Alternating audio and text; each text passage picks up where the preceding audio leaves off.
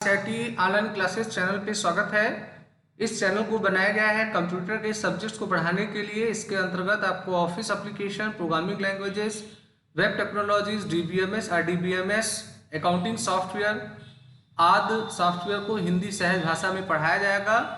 मैं संतोष कुमार गुप्ता आपका स्वागत करता हूं। अगर मेरा वीडियो अच्छा लगे तो शेयर बटन पे क्लिक करके आप अपने फ्रेंड्स में इसे ज़रूर शेयर करें। लाइक बटन पे क्लिक करके आप इसे ज़रूर लाइक करिए। सब्सक्राइब बटन पे क्लिक करके बेल आइकन को सेलेक्ट करिए। इससे कोई नया वीडियो मैं अपलोड करूंगा तो उसका अलर्ट आपको तुरंत मिल जाया करेगा।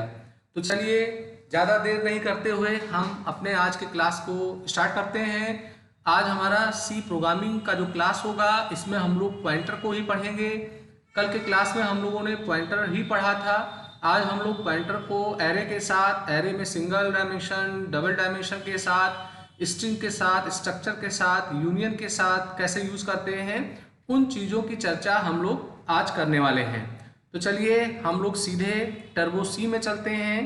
और टर्बो C में मैंने पहले से कुछ प्रोग्राम्स बना रखे हैं। उन्हीं प्रोग्राम को मैं बारी बारी आपके सामने डेमोन्स्ट्रेट करने वाला हूँ। तो देखिए, सबसे पहले एक प्रोग्राम है। इस प्रोग्राम का उद्देश्य ये है कि कोई सिंगल डायमेंशन एरे है और उसे पॉइंटर के जरिए मैं एक्सेस करना चाहता हूँ। फिलहाल प्रिंट कर रहा हूँ। तो यहाँ एक एरे वेरिएबल लिया है, इसकी साइज 5 है और मैंने इसका यहीं पे ही इनिशियलाइजेशन कर दिया है। एक पॉइंटर टाइप का मैंने वेरिएबल लिया है, ए नाम का, लूप चलेगा, उसके लिए वेरिएबल लिया गया है। और यहाँ पर इस लाइन से एरे वाले वेरिएबल का जो बेस एड्रेस है, माने 0 एलिमेंट का जो एड्रेस है वो पॉइंटर वाले वेरिएबल में डाला गया है। तो इससे ए को एरे का जो बेस एड्रेस है, माने 0 एलिमेंट का एड्रेस है, वो मिल जाएगा। और उसके बाद में हम लोगों ने यहाँ पर इसके प्रत्येक एलिमेंट को प्रिंट करने के लिए यहाँ पे प्रिंटफ स्टेटमेंट का यूज किया है। और यहाँ इनडायरेक्शन ऑपरेटर के साथ मैंने पॉइंटर वेरिएबल का नाम लिखा है। आपको पहले भी सूचित किया गया था कि जब किसी पॉइंटर वेरिएबल को इनडायरेक्शन ऑपरेटर के साथ यानी एस्ट्रिक ऑपरेटर के साथ यूज करते हैं तो इसका मतलब जिसका एड्रेस इसने रख रखा है उसकी वैल्यू को ये प्रिंट करेगा, इस वास्ते इसको लिखा आता है। तो हुआ ये है कि यहाँ इस लाइन में आपने एरे के 0 एलिमेंट का एड्रेस ए में डाला था और आप ए को इनडायरेक्शन ऑपरेटर के साथ प्रिंट कर रहे हैं, तो जो 0 एलिमेंट की वैल्यू है वो प्रिंट हो जाएगी। यहाँ a++ का मतलब यह हुआ कि मैं पॉइंटर का इंक्रीमेंट कर रहा हूँ। तो जो a वाले पॉइंटर में एरे के 0 एलिमेंट का बेस एड्रेस था उसमें 2 बाइट का इंक्रीमेंट होगा, चूंकि इंटीजर 2 बाइट का है।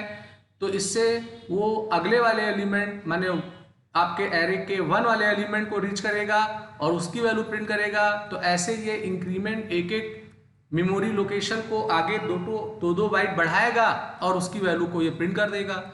अब अगर आप चाहते हैं कि हमने जो एरे की वैल्यूएं स्टोर करी हुई हैं वो वैल्यू हमें प्रिंट होके मिल जाए, तो आप इस प्रोग्राम को ऐसे लिखेंगे। ये एरे का डिक्लेरेशन है, पॉइंटर का डिक्लेरेशन है। यहाँ मैंने एरे का एड्रेस डाला है, इनडायरेक्शन ऑपरेटर के साथ में उसको प्रिंट करके पॉइंटर का इंक्रीमेंट कर रहा हूँ। तो यहाँ मैं जब इसको रन करूँगा तो हमारे एरे के जो एलिमेंट्स हैं उनकी वैल्यू आपको यहाँ पे प्रिंट होके मिल जाएगी।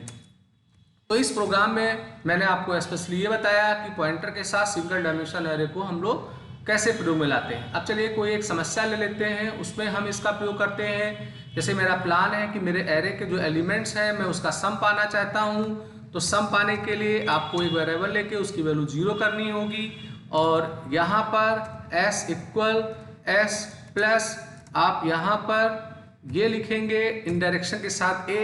तो यहाँ मैंने थोड़ा स्पेस इसलिए दिया है क्योंकि ये अर्थमेटिक ऑपरेटर मल्टीप्लाई भी होता है, तो आप या आपका कंपाइलर कंफ्यूज ना हो इसलिए मैंने यहाँ स्पेस करके लिखा है। चूंकि ये एक पॉइंटर वेरिएबल के लिए इनडायरेक्शन लगाया गया है, आप ऐसे इसको ब्रैकेट में भी लिख सकते हैं जिससे ये सेपरेट हो जाए। अभी इस प्रिंटफ की जरूरत हमें नहीं है। तो यहाँ हो क्या रहा है कि जो इनडायरेक्शन ऑपरेटर है वो आपके पॉइंटर वेरिएबल के एड्रेस जो रखे हुए हैं उनकी वैल्यू को लेगा और सम में प्रिंट करेगा और ये एक एक एलिमेंट माने मेमोरी एड्रेस का इंक्रीमेंट करेगा। और जब सारा सम वाला प्रोसेस हो जाए तो सम वाले को प्रिंट कराने के लिए आप यहाँ सम हेडिंग बना के आप उसको प्रिंट करके देख लीजिए तो जो भी सम आया हुआ होगा वो आपको यहाँ पर मिल जाएगा। तो इस तरीके से दोस्तों मैंने जितने भी प्रोग्राम सिंगल डायमेंशन एरे के पीछे बनवाए थे, आप उन सारे प्रोग्राम को एक एक करके लीजिए और उसको पॉइंटर में आप तब्दील करके आप कंपाइल करके रन करके देखिए। तो मैंने फिलहाल यहाँ एक ही प्रोग्राम में एक दूसरे प्रोग्राम का भी उदाहरण दिया। पहले वाले प्रोग्राम में मैं केवल प्रिंट कर रहा था एरे के एलिमेंट को, यहाँ पर मैंने उनके एलिमेंट्स की वैल्यू को सम करके दिखाया। तो ये एक सिंगल डायमेंशन एरे को हम कैसे एक्सेस करते हैं एरे पॉइंटर के साथ, उस बात की चर्चा हुई। अब हम लोग बात करेंगे कि डबल डायमेंशन एरे अगर हम बनाते हैं और पॉइंटर के साथ उसको एक्सेस करते हैं तो उसकी वैल्यू कैसे प्रिंट होती है, तो उसकी बात चल रही है। तो दोस्तों ध्यान दीजिएगा, डबल डायमेंशन जो होता है ये खुद में एक पॉइंटर ही होता है। तो इसके एड्रेस को होल्ड कराने के लिए हमें किसी पॉइंटर वेरिएबल की मदद अलग से नहीं लेनी होगी। यहाँ मैंने एरे का डिक्लेरेशन किया, 2 रो 2 कॉलम लिया और इसके एलिमेंट का इनिशियलाइजेशन मैंने कर दिया। चूंकि डबल डायमेंशन है तो नेस्टेड लूप चलेगा। अब यहाँ पर मैंने एस्टिक का निशान लगाया, एस्टिक के बाद ब्रैकेट खोला, फिर एस्टिक लगाया। यहाँ मैंने अपने एरे वाले वेरिएबल में +i लिखा है तो i की वैल्यू 0 होगी। तो अगर आपका देखो तो यहाँ पर इंक्रीमेंट जो होगा हमारा वो उसी ही एलिमेंट पे ही रह जाएगा, क्योंकि +0 का मतलब जो बेस एड्रेस है वहीं पे ही रहेगा। और j की वैल्यू लगातार 0 से लेके 1 2 तक जाएगी। तो ये पहले 0 रो के तीनों एलिमेंट को प्रिंट करेगा, फिर i की वैल्यू इंक्रीमेंट होगी, अगले रो पे जाएगा और फिर उसके बाद तीनों एलिमेंट की वैल्यू को प्रिंट करेगा। तो इस तरीके से डबल डायमेंशन एरे के वैल्यू को फेच करने के लिए आपको इस तरीके से प्रोसेस करना होता है। और आपके जितने भी प्रोग्राम मैंने बनवाए थे, एडिशन वाले, सब्ट्रैक्शन वाले, मैंने अभी आपको व्हाट्सएप ग्रुप पे मल्टीप्लिकेशन या स्पार्स वगैरह मैट्रिक्स के जो प्रोग्राम थे उनको भी शेयर किया था। तो डबल डायमेंशन के जितने भी एप्लीकेशंस हैं आप उन्हें पॉइंटर में जरूर तब्दील करके देखिए। चलिए मैं जल्दी से एक प्रोग्राम बना लेता हूं कि 2 मैट्रिक्स है, उसे अगर ऐड करना हो पॉइंटर के माध्यम से तो कैसे ऐड करेंगे। तो उसके लिए क्या करना होगा, ये मैंने एक एरे ले रखा है। तो डबल डायमेंशन को अगर ऐड करना है तो उसके लिए 2 एरे चाहिए। तो यहाँ आप एक एरे का डिक्लेरेशन और कर लेंगे। चलिए करके देखते हैं।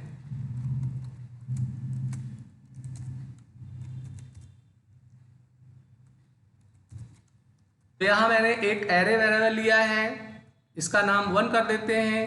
ये आपका 2 हो गया और ये आपका 3 हो गया एडिशन के रिजल्ट्स को रखाने के लिए। और इसकी वैल्यू चूंकि फार्मूले से आएगी इसलिए मैंने इसे हटा दिया है। तो ये आपका 2 एरे है, इसकी वैल्यू हमने बता दी है और ये रिजल्ट होल्ड कराने के लिए हो गया। अब आपको यहाँ पर इसको प्रिंट के बजाय यहाँ सम वाला फार्मूला लगाना है। तो आप देख पा रहे होंगे तो यहाँ पर ये वाला जो वैल्यू है ये आपके पहले वाले एरे के वैल्यू को फेच करने के लिए है। तो आप क्या करोगे, इसी को ही यहाँ से same as it is copy कर लीजिए और कॉपी के बाद प्लस का निशान लगा के यहाँ पेस्ट कर दीजिए। तो ये आपका बन जाएगा दूसरे वाले एरे के वैल्यू को प्रिंट करने के लिए। और जो रिजल्ट जाएगा वो हमारे तीसरे वाले एरे में जाएगा। तो यहाँ मैंने ये लिख दिया। तो इसका मतलब ये हुआ कि आपका जो दोनों एरे है उसके एलिमेंट की वैल्यू निकलेगी और वो यहाँ पे आपका हो जाएगा, सम हो जाएगा। तो इस तरीके से आपको फार्मूला यहाँ पर बनाना पड़ेगा। तो जैसे यहाँ पर ब्रैकेट एक ज़्यादा हुए हैं, काफ़ी पेस्ट मैंने किया था इसीलिए यहाँ पे गलती हो गई है, ये हो जाएगा। तो ये आपका फार्मूला लग जाएगा। और फिर नीचे आप नेस्टेड लूप लगा लीजिए और नेस्टेड लूप लगा के अगर आप चाहते हैं कि हमारे तीनों एरे का वैल्यू प्रिंट हो तो प्रिंट का मैंने तरीका भी ऊपर दिखाया ही था। तो आपको 3 नेस्टेड लूप लगा के पहले एरे 1 को प्रिंट कर लीजिए, फिर एरे 2 को प्रिंट कर लीजिए, फिर आप अपने एरे 3 को प्रिंट कर सकते हैं। तो इस तरीके से डबल डायमेंशन एरे के ऊपर आप पॉइंटर के मदद से कोई भी प्रोग्राम उठा के बना सकते हैं। अब हम लोग आगे कुछ प्रोग्राम्स और बनाए हुए हैं। तो मैं आपको बता रहा हूँ कि पॉइंटर का प्रयोग हम लोग स्ट्रिंग के साथ कैसे करेंगे। तो देखिए स्ट्रिंग की प्रोग्रामिंग हम लोगों ने पहले भी की थी, बस यहाँ पॉइंटर के जरिए होगा।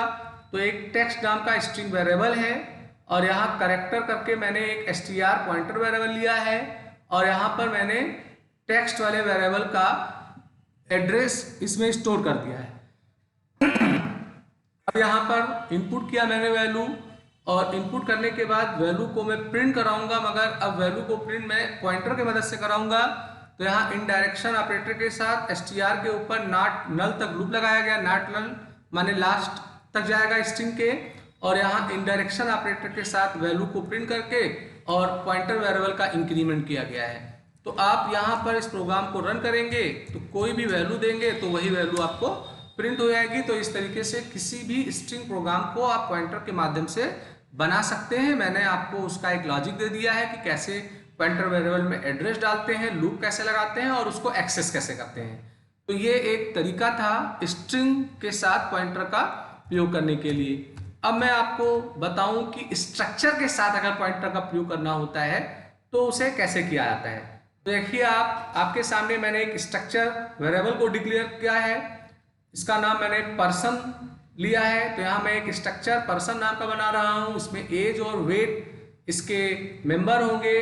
अब मैंने पर्सन वाले स्ट्रक्चर का एक पॉइंटर वेरिएबल बनाया है और एक साधारण वेरिएबल बनाया है। साधारण वेरिएबल का एड्रेस मैंने पॉइंटर में डाल दिया है।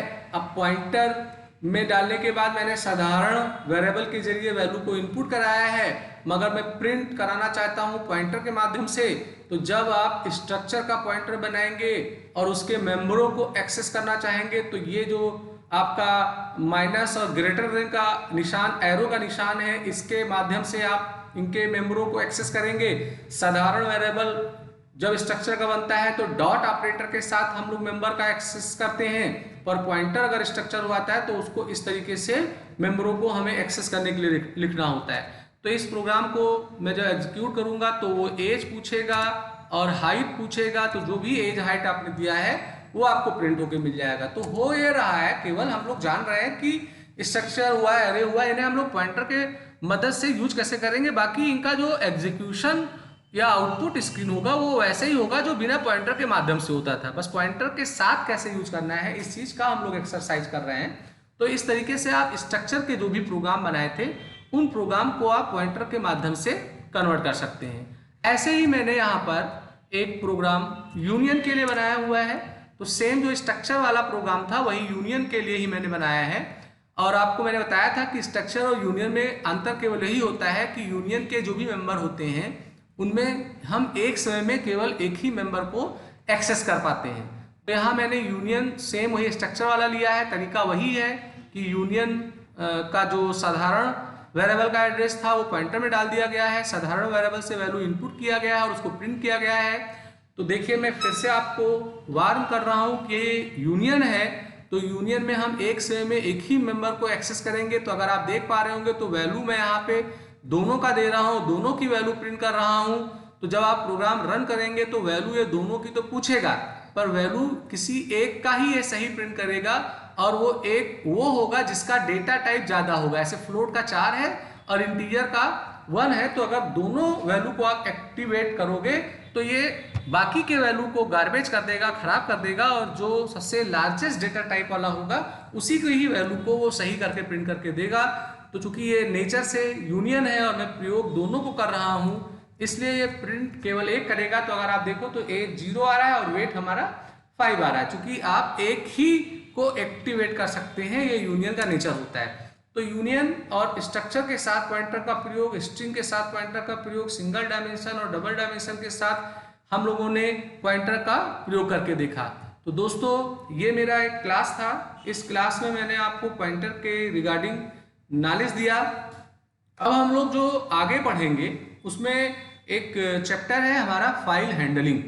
तो हम लोग फाइल हैंडलिंग पढ़ेंगे और बेसिकली सी का जो सिलेबस होता है इसी फाइल हैंडलिंग तक होता है और फाइल हैंडलिंग पे फिनिश होता है। पर मैं थोड़ा आपको कुछ बातें और सी में पढ़ाऊंगा क्योंकि हमारा जो ओ लेवल का सिलेबस है उसमें थोड़ा डेटा स्ट्रक्चर भी सी के साथ यूज होता है। तो डेटा स्ट्रक्चर में जैसे स्टैक है, क्यू है और लिस्ट है, केवल इन 3 चीज़ों की बात होती है। तो हम लोग आगे एक टॉपिक फाइल हैंडलिंग पढ़ेंगे। फाइल हैंडलिंग का मान लेते हैं कि 2 सेशन होगा। फिर हम लोग डेटा स्ट्रक्चर को पढ़ेंगे, हो सकता है उसमें 2 या 3 सेशन हो, यानी आपके अगले 5 क्लास में मैं सी को कंप्लीट फिनिश कर दूंगा। तो दोस्तों, अगर आपको मेरा वीडियो अच्छा लगा हो तो आपसे फिर मैं अनुरोध करूंगा कि इसे आप सब्सक्राइब जरूर करिए, बेल आइकन को सेलेक्ट करिए, जिससे मैं कोई नया वीडियो अपलोड करूं तो आपको वीडियो तुरंत मिल जाया करे। तो आज का क्लास मैं यहीं पे समाप्त करता हूं, और अगर आपको कोई डाउट हो तो कमेंट बॉक्स पे अपने डाउट को आप लिख सकते हैं। आपका दिन शुभ हो।